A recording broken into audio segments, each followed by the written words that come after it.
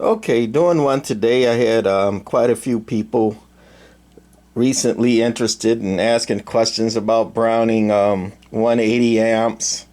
Some are asking about the ones that match the Mark II, and some are asking about ones that match the Mark III. And I've done a few videos before, but I guess I'll put together another one here and just show the Browning two-tube small amplifier line. They were sold as business band amplifiers, and way back in the early CB days, there were a few business channels where it was legal to run a few couple hundred watts, and hence Browning sold business band amps to use on those business band channels, even though they were in between the CB channels, and of course these amps would work perfect on a CB channel if you ran it for CB. But anyway, these business band amps, the first one was this Browning Mark 100 here, and it matched the earlier Brownings, the R27, S23 and older, and it had the black knobs to match the black knobs of those radios, and the old style switches, and those, I kind of think, big ugly light bulbs or light bezels on it. Whereas the next version here, it matched the Mark II with the brown knobs, and they went, instead of the two switches there, a single rotary switch with a small matching Browning knob.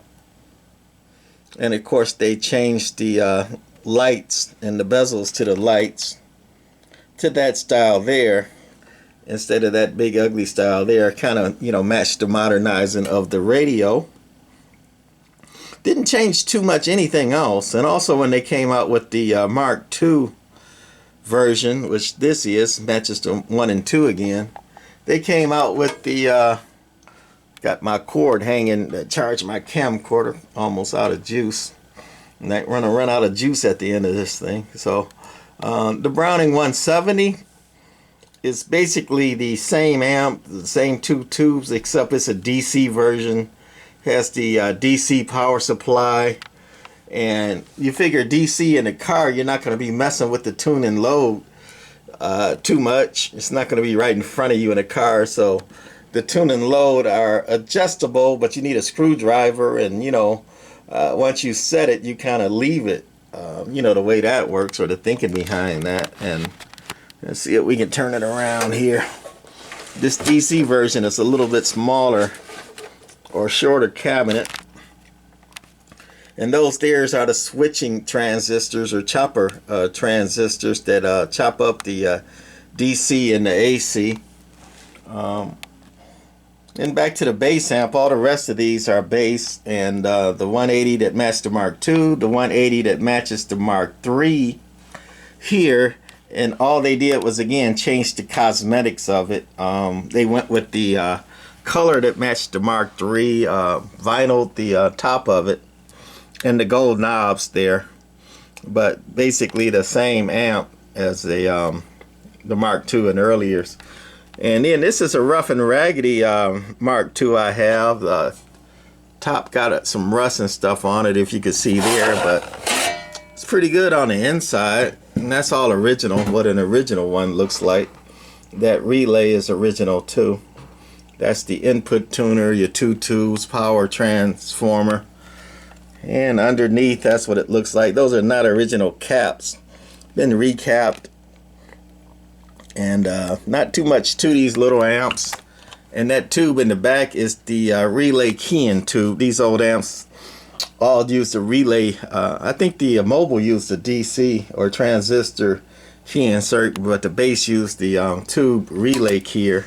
So we're going to turn that on, let it warm up for a second, and just fire it up right quick. These amps don't do a lot of watts. The 180, that's the input watts, it's not the output.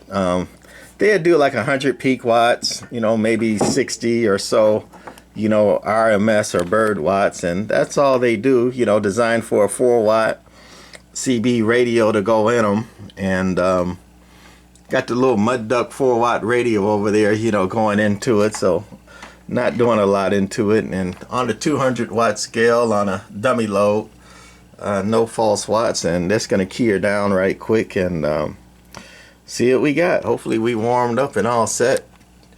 We're on peak. We're gonna start on average. So it's dead keying about 55. Hello, hello. And talking, it's not moving very much. Audio on average. Doing about 85 on a whistle. Not bad. This one must have some hot tubes in it. Most of them do a little less than that. And last, we're gonna put it on peak watts. Audio. Doing over 120 watts peak on this one. So that's all these little guys do. You know, it's no high, low, you know, none of that fancy stuff. Just basic on, off, on, standby. And then tune and load. And then the input tuning trimmers right there. And that's all there is to this guy. Okay. That's going to be it on the Browning Golden Eagle line here. All right. Bye.